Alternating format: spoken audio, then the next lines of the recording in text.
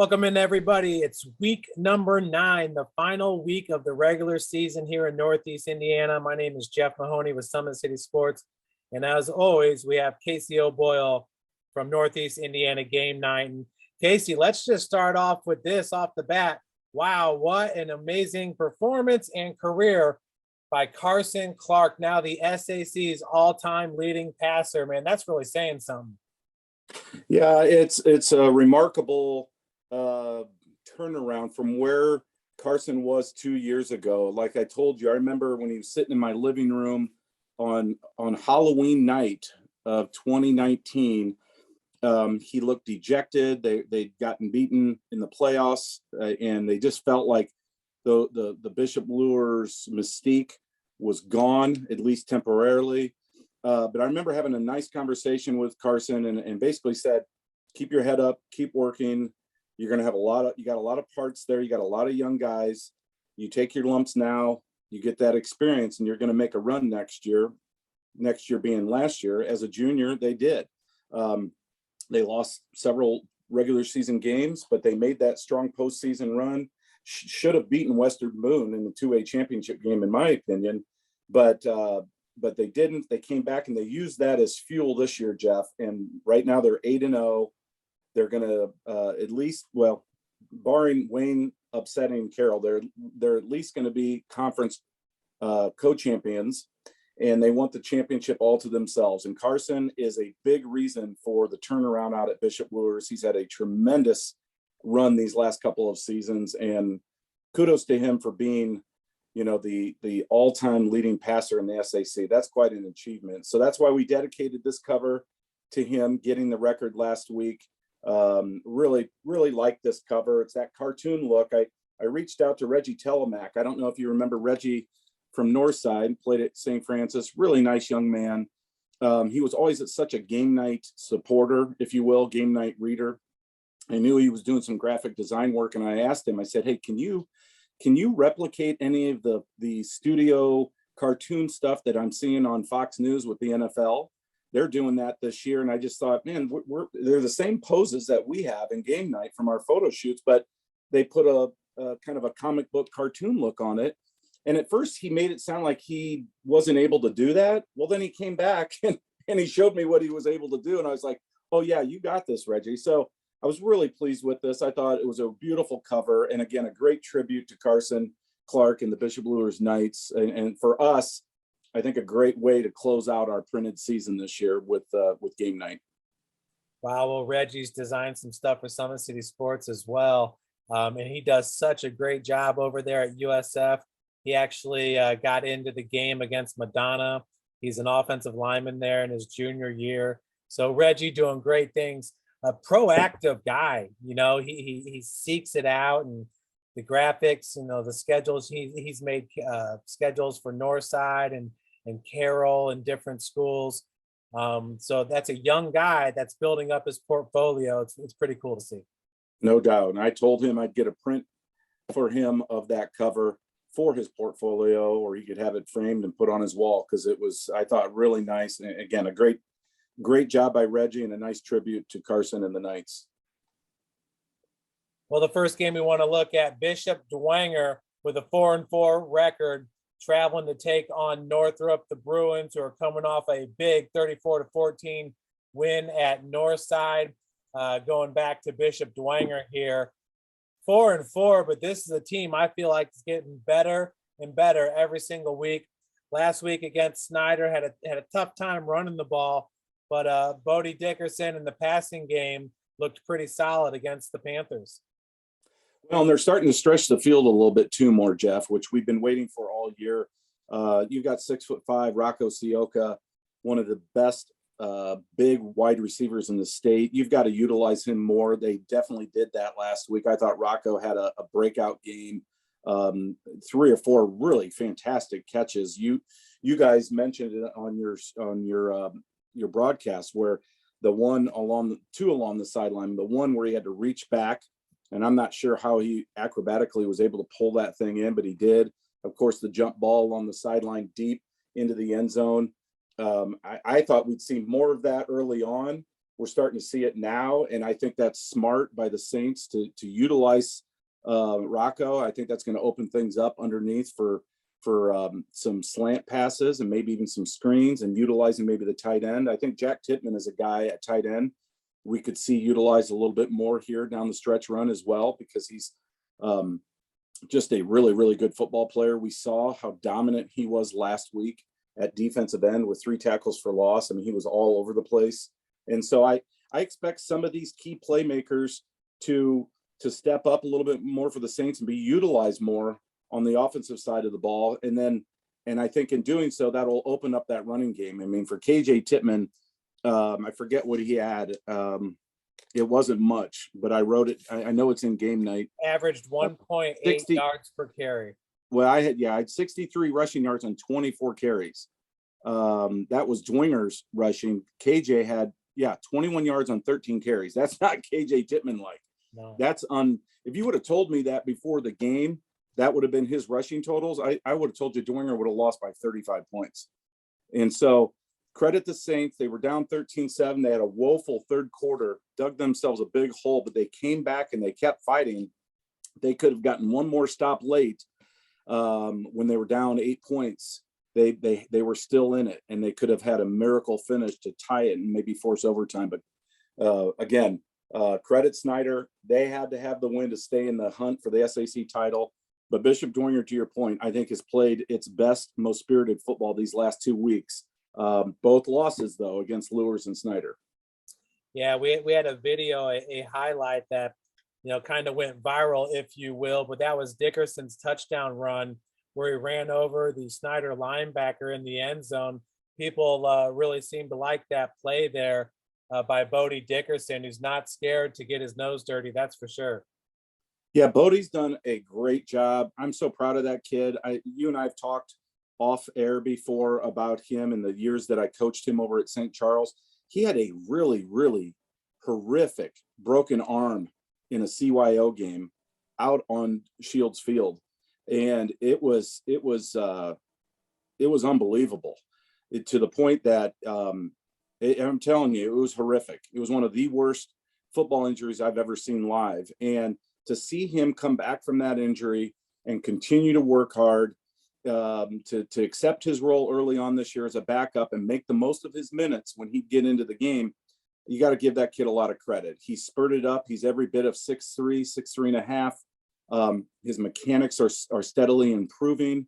And I think this is a kid that has really earned all the credit and adulation that's been heaped on him these last few weeks. Now they want to get some wins to go behind it, but the offense is starting to pick up and produce a little bit more. I expect some of these weapons to get more playing time on both sides of the ball.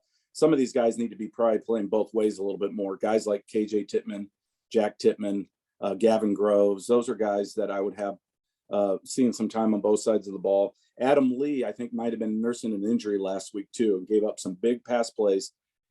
He's a fantastic defensive back, and I don't think that's the Adam Lee that we're accustomed to. So as he heals up down the stretch run, that rematch potentially in the sectional championship against Snider could be very, very interesting. I thought Aziz Dixon looked really good running the ball when he got the opportunity. He finished the game with 3 carries for 15 yards. Henry O'Keefe had that outstanding kickoff return. It's like, man, just find a way to get that kid the ball in space.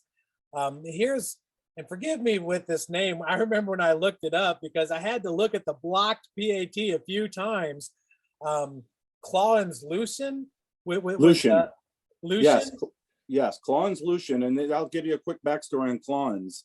This is a kid playing with a heavy heart right now. It's my understanding, I don't know for certain, but I believe his father passed away. He's from Haiti. His uncle, Mono Lucian, who's an old friend of mine from Christ Renews over at St. Vincent's. He just recently was in a really, really bad car accident I believe, either on Friday night or practice, and they had to remove Clawins from the sideline. I think it was on a game night a few weeks ago.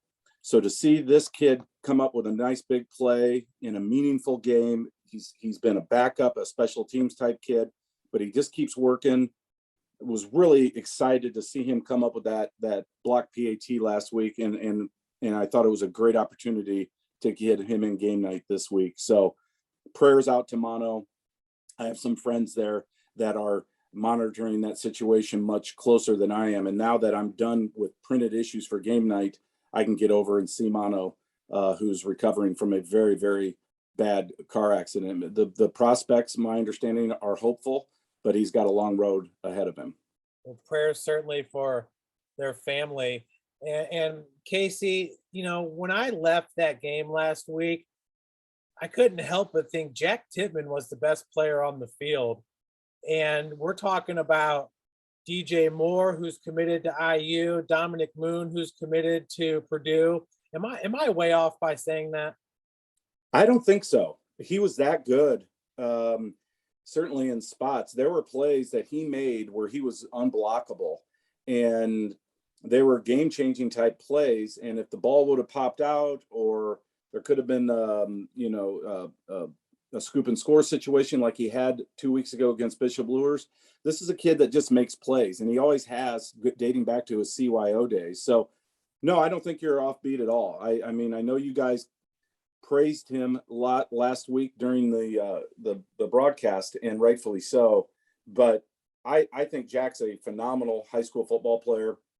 I'm not sure yet if he's a defensive end or a tight end at the next level. My gut tells me if it's a D1 opportunity, it's as a tight end. I love his frame. I think he's got really good hands, and he's got toughness, and he's got deceptive speed and athletic ability. So, no, I don't think you're misreading that at all. He's that good of a high school football player. Casey, what a strong performance by the Northrop Bruins there. Obviously, Northside was playing underhanded, but 31-14, they just got it done over there at Chambers Field. And Amarion Collins ended up making the top 10. So I appreciate you pointing that out to me when I was putting together the list. But picked up the fumble, ran it in for a touchdown. Also had a nice touchdown rushing the ball for the Bruins. Yeah, Amarion Collins has had a really sneaky, quiet season. I mean, he's got to garner some all SAC attention because he's doing it on both sides of the ball. He's got decent numbers for a team that just hasn't quite reached their full potential yet. But Northrop's here sitting at 3-5, and an upset tonight over Bishop Dwenger. All of a sudden now they're looking in that 5th spot, and that would be quite a turnaround for Coach Jason Dorfler's Bruins. But yeah, Amarion Collins has done a nice job. Rashawn Boone, we got a nice picture of him on the page this week. Has got, I think, 3 interceptions. Of course, CJ Davis, his impact on both sides of the ball, I think he's got to be an all-conference type player. They're starting to get a little bit better play at the quarterback position. They're juggling both guys.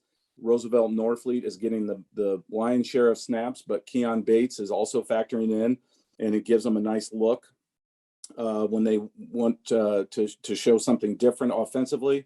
And of course, Dane Kilby and Jaden Schmink are 2 really talented receivers as well that are starting to come into their own. So this is a dangerous team right now that's starting to play with a lot of confidence offensively. The defense still has, I think, some deficiencies.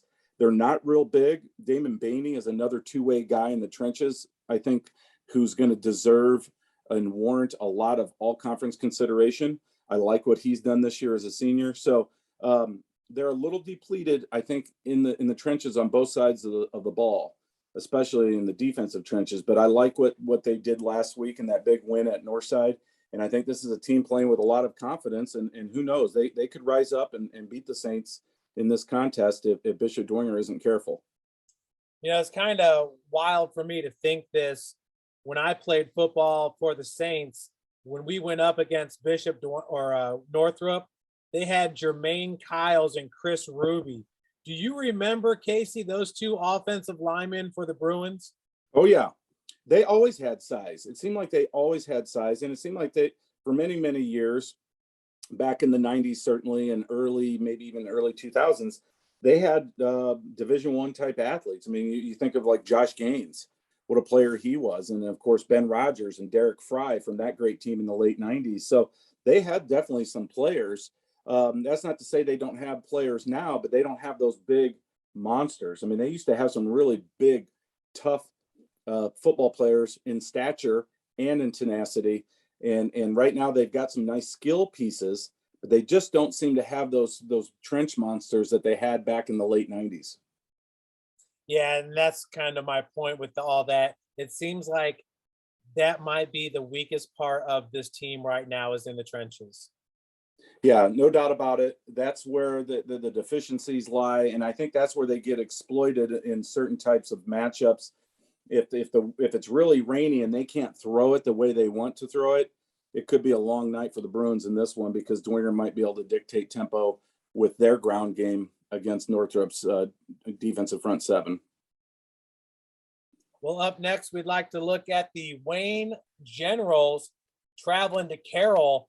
And I just love this matchup. I mean, I know in game night, you've got Carroll winning it big by 42 points. And yeah, that sounds about right.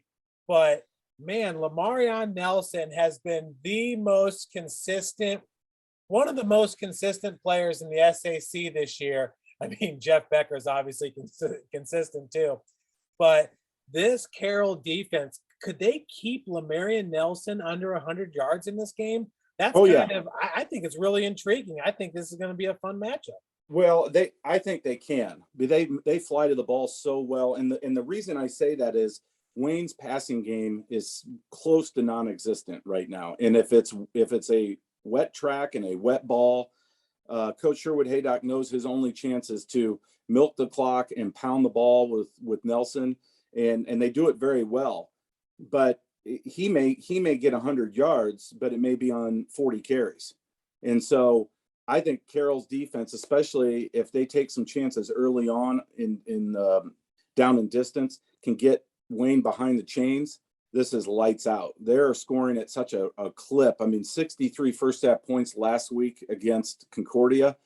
I asked Coach Doug Dinan if that was a school record for points and a half. He didn't know the answer. I'm presuming that it is.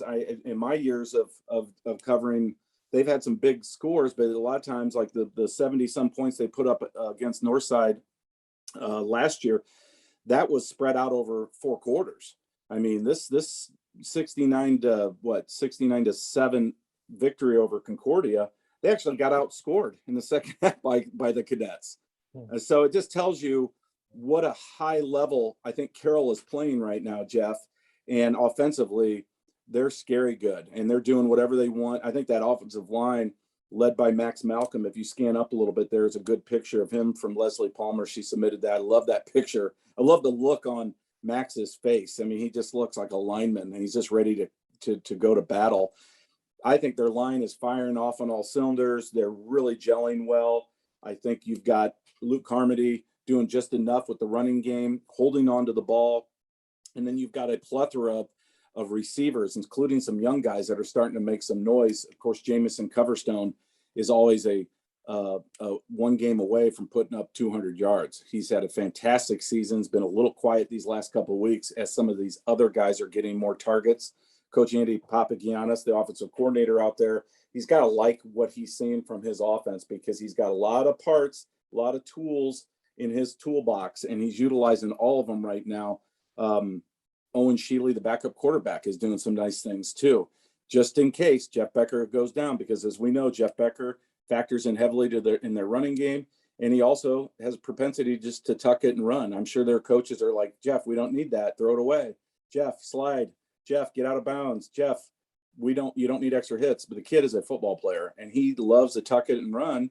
So they've got to get Owen Shealy some reps just in case they miss him. They miss Jeff Becker for a play or two, or a series or two, or God forbid a game or two. So, and we know they can win with Owen Shealy because we saw it in week 2 in that surprising victory over Snider. So Carroll is surging right now. They're big fans of the Snider Panthers. The irony there with Coach Dinan pulling for Coach Tittman, I love it. Of course, from their Snider days, they're pulling for the Panthers to upset Bishop Luers out south. And then they've got to take care of business against Wayne. And could Wayne hang around based on what they did last week against Homestead, losing 35-14? They were within 21-14, I believe, in that game, Jeff, and they were ahead 8-0 because of that methodical ground game and just milking the clock.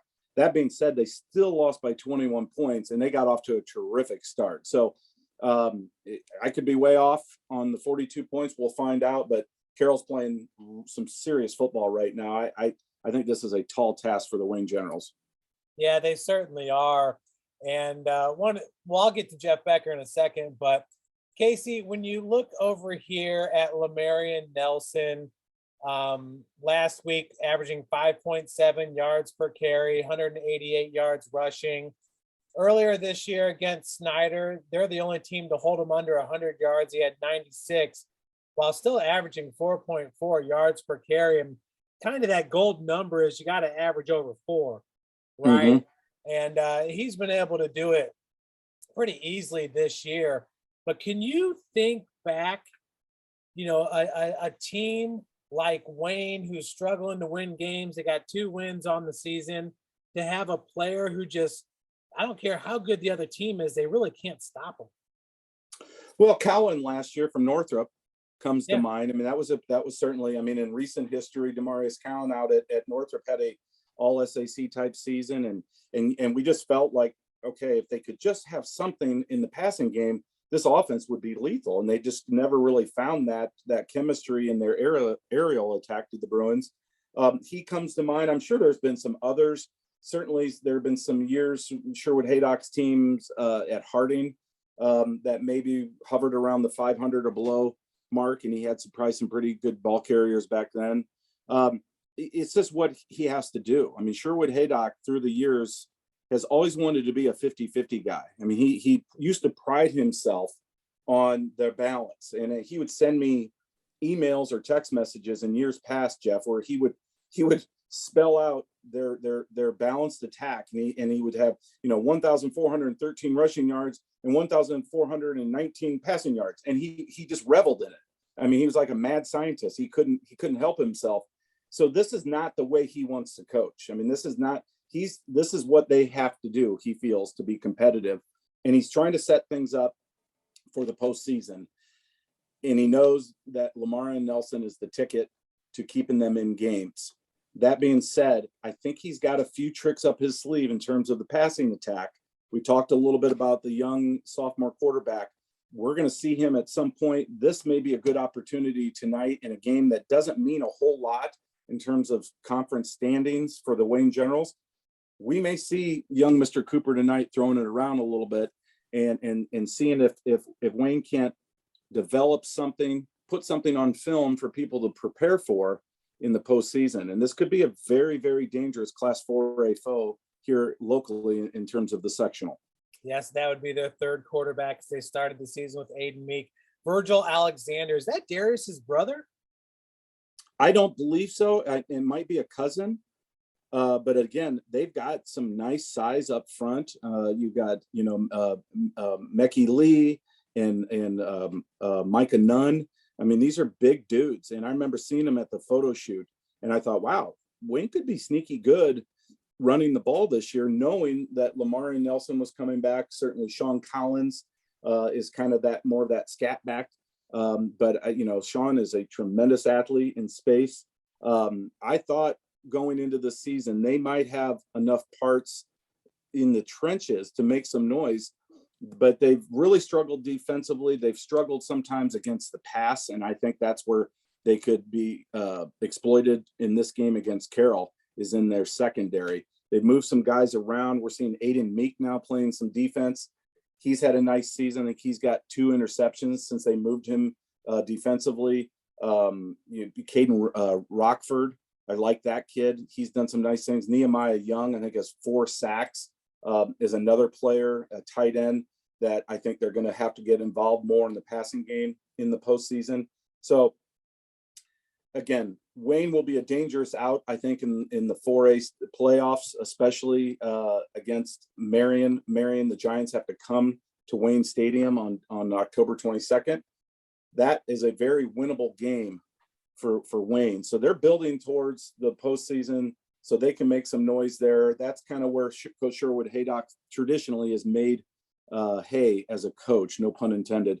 And you think about some of the great runs that he made, of course, with Harding winning 1 state title and then the runner-up finish out at Woodland. he'd love nothing more to see one more run with another school. And I think, this year may be asking too much, but he's building something for the future for sure. Yeah, Lamarian Nelson kind of reminds you of the bus out there.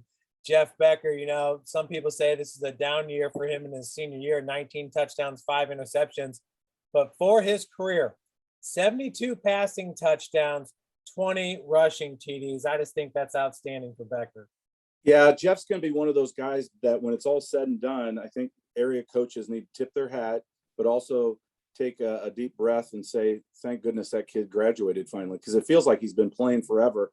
I think in part because of his big brothers, right? They were good receivers, and the twins were. And so the Becker name has been kind of synonymous with Carroll football, almost like Tranquil has. Speaking of, there's a really good Tranquil on the freshman team for us to keep an eye on in the future. But so I just think it's just that notion of Becker. And the kid has just made play after play after play and been a thorn in the side of so many opposing defenses here these last 3 years. So he's had a tremendous career. It'll be real interesting to see how they finish this thing out with this senior class, because they've won a lot of football games. They've really gotten better. A lot of people, myself included, feel like they may be the best team in the area right now, based on these last 7 weeks, the run that they've put together. They look to be a team that's clicking on both sides of the ball. That opener against Homestead in 2 weeks is going to be intriguing for sure. It is back at Carroll.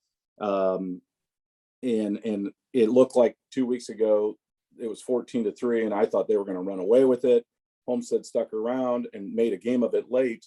For whatever reason, Homestead's had Carroll's number these last 7 years. And even though on paper this looks like Carroll should be 2 or 3 scores better, Homestead found a way to keep that game pretty close. So that's going to be a fun one for us to keep an eye on as we discuss the playoffs moving forward. Yeah, after that Northside game, I said Carroll would win out, and I believe they will win a sectional championship. Casey, Northside at Concordia. This game just got canceled yesterday late. Yeah, I got some information. I got a text message from Ben Johnson, and then, of course, confirmed it with Tim Manigal, the athletic director out of Concordia, and then Mike Eschbach as well, the head coach at Concordia. Really disappointing. I mean, I hate to see this for kids. They work so hard. I understand schools have their protocols in place. I don't want to speak too much to that, but my goodness, I feel bad for Concordia. It's their senior night. I mean, opportunity, especially after last week's game, to lose the way they did. It was an opportunity to come back. It's on their stadium and salute their seniors. And now that's been wiped away. Northside, same thing. They were, shorthanded last week in that loss to the Bruins. Opportunity for them to come back maybe and get a little Momo going into the postseason. And now both of them are just going to be shut out. And darn well, Friday night's going to roll around and all these kids that are quote unquote quarantined are going to be out probably at games and doing stuff. And so there's this part of it this makes you scratch your head. And it's just disappointing because these are two teams that I think needed week 9 to get a little momentum. Concordia's got a very winnable game in the postseason against Northwestern. I know they're going to use this as an opportunity to scout them. So, might as well use your time wisely. Coach Ben Johnson told me, I don't know if you read it in Game Night, he said, we're going to scout Bishop Dwenger because that's a team that they're going to have to keep an eye on. And he said, I think that we've got that schedule wrong in there. It says at Snider. Is that correct? Don't they open with Dwenger? Northside at Dwenger, Northrop at Snider. Yeah, so we've got that wrong this week. So he said they're going to be watching Summit City Sports. So a nice plug to you, Jeff, and the folks out at Summit City. So they're going to be sitting down with their popcorn, watching some football. And the talk was they were going to use Wednesday as an opportunity, just regular game week stuff. I know at Concordia, Coach Eschbach said he was going to give the kids Thursday and Friday off, which sometimes after a really difficult loss, maybe that's a good thing to decompress and catch your breath a little bit and maybe heal up those bumps and bruises. So we may look back and it may be a blessing in disguise for both these teams. I know these coaching staffs are going to approach it that way. That's the only way to do it.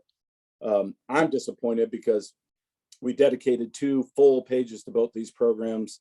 And I thought this was going to be a pretty good matchup, but alas, it's not going to happen. So we'll take a step back and we'll revisit both these teams in the postseason. Casey, is that your Super Mario Brothers teddy bear? Oh, no. Or did Jordan bring that? No, Jordan brought that. And I remember, I mean, every year the kids bring different props, sometimes on their own, and we encourage it. We want them to have fun at the photo shoots. And I remember when he came out with that, he wanted to take his mug shot or his headshot with that. And I told him, I was like, Jordan, I said, no, we're going to have to put Mario or Super Mario, whoever your friend is, we're going to put him on the chair at least for your headshot, and take a couple more, and then you can bring him back. So I was glad he was on the cover, I believe, in week 2 against Bishop Dwenger along with Tay Johnson. So without his little friend. So I'm glad we were able to use that picture, because I think it illustrates the personality of that young man, and also how these kids, how excited they get about our photo shoots. Casey, just real quick here, how about Dominic Malone and what he's done the last 3 games here? It's been really impressive for the sophomore running back. Yeah, Dom Malone's made the most of his time too, as Jonte Lambert's been out of commission. So that's a bright future with both those guys coming back next year. Donovan Williams, of course, the sophomore quarterback, and they've got some really talented freshmen too. That I saw in person this year. They've got some size. They've got a couple really tough kids that are hard tacklers. And they've got some athletes too. I mean, they played, what was the one kid's name? Tristan Newsom, a good athlete. We mentioned him in game night. Coach Johnson's really excited about him. Now, is he on the level of a Tay Johnson? No, he's not. But he's a very good high school football player who's only going to get better. Because of their shortages last week, a lot of these young guys had to get some varsity minutes, and they liked what they saw from him and several others. So future is bright out at Northside. They've got some athletes. Heavyweight matchup here for the SAC title. It's on the line. Snider, who, we had them as the number 1 team in the SAC entering the season. They slipped up in week number 2, 29-28 against Carroll. A tough loss there for the Panthers, but they've run the gauntlet ever since, and that means wins against Homestead at Homestead 17-14, and against Bishop Dwenger, taking on Bishop Luers, who, wow, when you're a 2A school and you win the first 8 games, and especially the way they have in the SAC, that's impressive. Yeah, it really is. And I think we talked after that week 1, the miracle finish for Snider, right? The lengthy field goal by Nick Talamentes. Like, wow. I mean, how critical was that one play? Perhaps. I mean, think about if that falls short or gets blocked, or they've got 2 losses and they're not playing for a SAC championship tonight. And then conversely, Bishop Luers, you think about their week 1 win at Carroll, the brand new stadium, all the hype behind the Chargers. And I think we felt like, wow, there's so much that happened here this first week. And then we kept seeing it deep down inside. I think we felt all 3 of these teams might be in play going into week 9. And sure enough, they are. If Snider would beat Bishop Luers in this contest at Luers Field, it's more than likely going to be a 3-way tie. But Bishop Luers doesn't want any part of that. The Knights, as much as they pride themselves on, winning state championships and collecting blue rings, that's kind of the thing out there, right? They want an SAC title. They know that they're in a position, and they want it all to themselves. They want to take care of business in this one. Weather is going to be a huge factor. We've got a rain forecast for pretty much rain all night, all day tomorrow. I don't know if the crew out at Luers Field, the senior dads, if they can pull some magic rabbit out of the hat. Do they have tarps? Is there some extra drainage, diamond dry? I mean, whatever you got to do, right, out at Luers Field to make that playing surface playable, because if it's a quagmire, that has to favor Snider, because Snider wants to pound the ball with Tyrese Brown. They want to control the clock and dictate tempo and keep Carson Clark and that high-powered aerial show for Bishop Luers on the sideline. And if weather is and field conditions factor in the way I think they might, I think you've got to give Snider a slight edge. If this was a dry track, or if it was being played over at Spuller Stadium on turf, artificial surface, I think Luers might be a 7 to 10 point favorite. Yeah, it's a good point, Casey, especially with Bishop Luers hosting Southside last week. We had some rain last week as well. So that's another week of that turf getting torn up. You know, you got Snider winning this one by 4 points. And I got to believe a lot of that is attributed to the play of their defensive backfield and how they've improved throughout the season. And Keydrell Billingsley getting moved to that corner spot is a big part of that. Yeah, that there's no doubt about it. He was not there with that loss earlier in the year to Carroll, where Owen Shealy came in for Jeff Becker and did great things for the Carroll offense and really surprised everybody. Some of the back end breakdowns for the Snider defense were hard to watch, and they made some adjustments, moved some personnel around. I think Santiago Ortiz, another guy there that we highlighted, he had an interception a couple of weeks ago. He's done a nice job. I like what they've done. Of course, A.O. Rogers is another playmaker in the secondary. So this is a team that prides itself on pressure up front without having to blitz. They love their front four. Markel Keel is having an all-conference type season, no doubt about it. He looked at times like he might have been the best player in the field last week as well. You talk about Jack Tippmann from Bishop Dwenger. Markel Keel was fantastic for the Panthers. They've got nice size up front defensively, and those linebackers have been well chronicled. Quincy Myatt, of course, Dominic Moon headed to Purdue. They've got nice position players there. Isaiah Maxwell, we haven't said much about this year. He's had a quiet season. And of course, the young sophomore, Lucas Rohrbacher, a synonymous Snider, linebacker name. And then we'd be remiss if we didn't mention, of course, Nick Talmente is also factoring in. They've got some nice ingredients on the defensive side of the ball. They have not seen an offense like Bishop Luers, though, all season long, even including Carroll in week 2, because Carroll, of course, was without Jeff Becker. If the weather clears up and the rain subsides tomorrow afternoon, and the Luers dads can get out and clean up that field, and it's not a quagmire, this will be a tough test for the Snider defensive players, especially their secondary.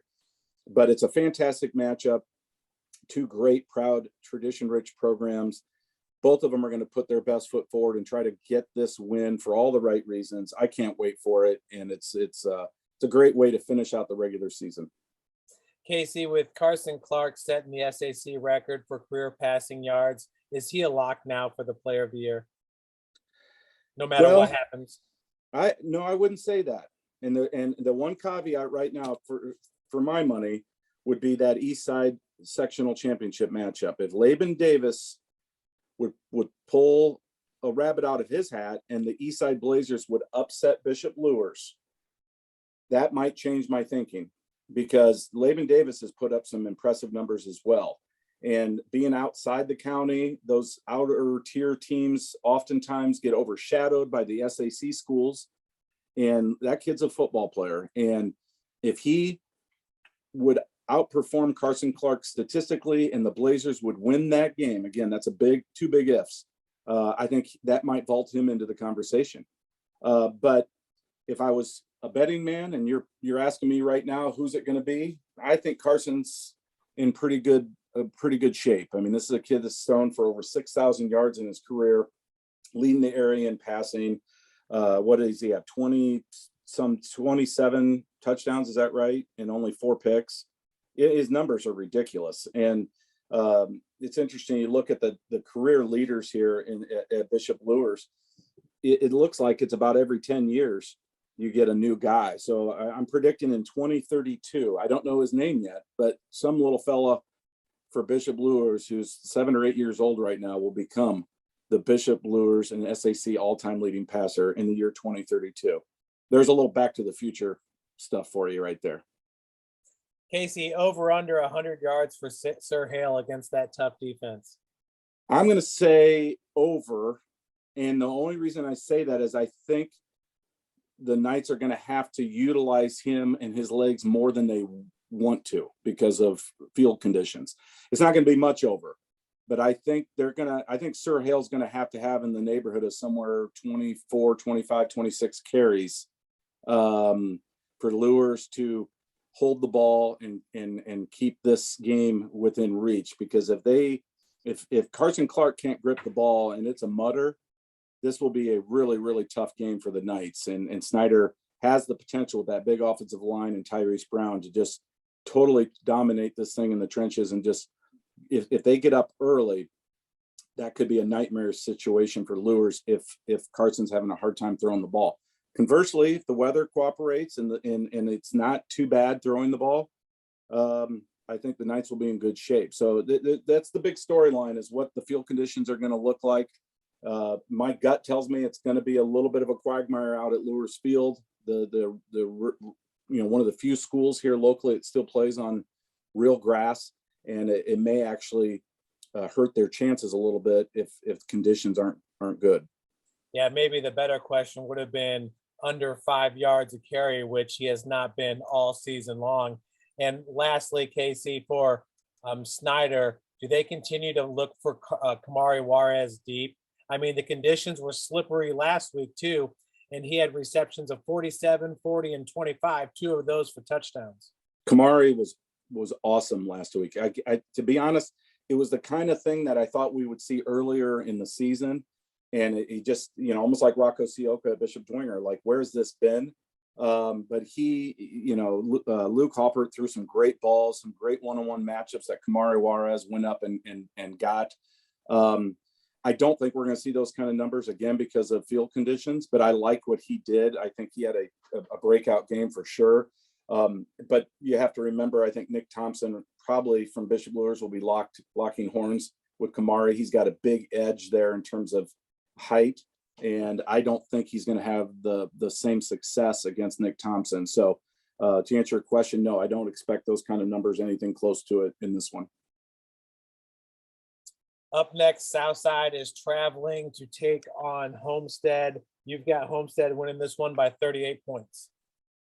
Yeah, I think, again, Southside right now is struggling a little bit. They've had, a lot of quarantine issues as well, and just haven't really been able to put anything together. Last week, losing 50-0 to Bishop Luers, I know was disappointing. They thought they would hang around a little bit more in that contest.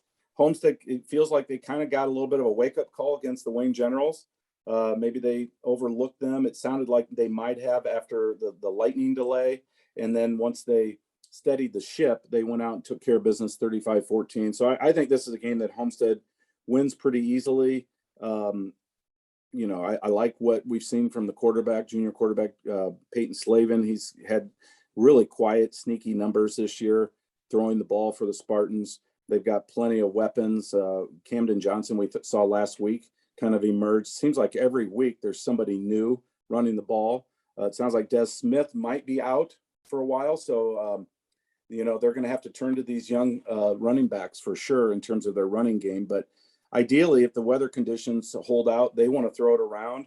I don't know if they'll need to do too much of that. I think they'll be able to, with that big offensive line, still move the ball confidently with their ground game, and then take a couple shots downfield with Nate Anderson and Gage Sparrow. So I think this is a Homestead victory pretty easily. But that being said, Southside's got some players and a lot of pride. Casey, you're seeing Jimmy Sullivan, the freshman QB, inserted into the games. I'm assuming to get him some varsity experience. Are you hearing any rumblings about Jimmy Sullivan and what they think about the freshman QB over at Homestead? Oh yeah, definitely. I know they're excited about him. And Jimmy's a kid that I've known for many, many years. Remember, he started before he switched to the Homestead School District. He started out at St. Charles, and he's in my youngest son's class. And I know his dad, Jimmy Sr., who's a good friend of mine. And this is a kid that's worked really hard at his craft, and he's really starting to come into his own a little bit. I don't think he's taken any snaps with the freshman team. I think it's all been JV and then a lot of varsity. The downside to that is sometimes you do a lot of standing around and you don't get those opportunities to continue to develop. But knowing Coach Bill Skelton, I think he does a fantastic job grooming young quarterbacks to eventually be the guy. And I think Jimmy, as he grows and puts on a little weight, gets a little stronger and a little bit more confidence, is going to do great things out at Homestead. He's really, really smart kid. He's comes from an athletic, sports-minded family. His dad's a former coach, of course, over at Bishop Dwenger. So I'm sure they evaluate, film very thoroughly. So he's able to read defenses and do things that most freshman quarterbacks can't do. So I think the future is very bright for Jimmy, and I do think they're trying to get him reps every chance they can, just in case the junior goes down and they need to go to a plan B. But for a freshman, that's a pretty good plan B option. Well, Casey, let's just wrap it up here. The final 3 games that you have in your issue this week: Norwell at Columbia City, Leo at DeKalb, Garrett at Central Noble. Why did you choose to highlight those games? Well, they just all seem like really good matchups. And again, these are great. With GameNight, there's only so many pages, right? There's only so much space, so much time. And we try to spread it around as best we can based on matchups. As we get towards the end of the year, every year we have to make some tough choices. And these are certainly programs that I personally, or GameNight personally, has a great relationship with their coaches, and wanted to get all 6 of these schools one last, shot in our magazine to promote and highlight some of these kids that are very deserving. And I think these all could potentially be pretty good games, with the exception of Leo DeKalb. I mean, I think we're asking too much of DeKalb, even though it's senior night, even though, once upon a time, very proud tradition. Coach Seth Wilcox's team right now, a little undermanned. They're probably a couple years away, but they've got a lot of tradition there. DeKalb football is going to be good in a few years. Their 7th, 8th grade teams, my understanding, are pretty talented and winning a lot of football games. It all starts down in the feeder system. That's how Coach Jared Souter has built what he's built out at Leo. Make no mistake. He's invested in that. And the Leo feeder system is now, we're seeing the fruits of that labor. You look at Norwell. This is a team 7-1. Again, they're going to be runner-up in the Northeast 8 2 years in a row. No one predicted that. A lot of juniors on this team. They could still make some noise this year in Class 3A, Jeff. This is going to be a really, really good team, potentially a state caliber team next year in Class 3A, representing the North. And then Columbia City, another team with young talent. We talked about Stratton Fuller, the freshman receiver, starting to get a lot of pub. They've got strong feeder system as well. I believe their 7th to 8th grade teams are both winning a lot of football games and doing things well. So it's exciting. Again, these 6 programs, the relationships with those coaches, the following we have from their readers, they kind of dictate some of that sometimes from week to week, where we just have to make some hard decisions. And these are ones that we wanted to go with. And Casey, and lastly, your player of the week, our player of the week, Mason Sharon. What a performance he had, averaging 41 yards per carry. I know you showed him some love on Twitter, but wow, he's having a great season. He is. And you look at him, he reminds me of like John Riggins, or, just that old throwback NFL running back. John Riggins is the one that comes to mind, where he's just a bruiser, but he's got deceptive breakaway speed for a man that size, like Riggins did. And he's so well put together. I mean, the kid looks like he's 21, 22 years old in terms of his physique. So he's kind of emerged as the guy, their true number 1 ball carrier. There's a great shot. I mean, I saw those muscles on your site today, and I almost went down to the basement to do some curls. I mean, I just thought I'm just sitting here and just shaming myself. Yeah. But great picture there, Jeff. And he's done a fantastic job, as have all the Lions.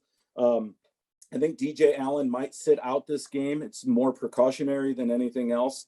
The big 6'8" two-way lineman that's headed to Rutgers.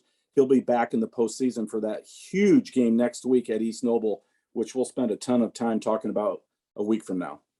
Yeah, great picture there by Mark Pierce, who takes a lot of pictures of the Leo Athletics. Well, folks, enjoy week number 9 in the SAC, the final in Northeast Indiana, the final week of the regular season. My name is Jeff Mahoney with Summit City Sports, and that's the Sideline Swami, Casey O'Boyle. Have a great weekend, everybody. Got my helmets, Jeff. You want to flash over here? There they are. Snider, the Black Attack, and Bishop Luers. That's an old school Bishop Luers. I love the Kneeling Knight. So this is for all the SAC marbles. Carroll Chargers are still crossing their fingers that the Panthers rise up. It's going to be a fun one. Yeah, and we'll start taking donations for the helmet shrine that we're going to have to put up for all your helmets, Casey. Right. Take care. Thanks, everybody.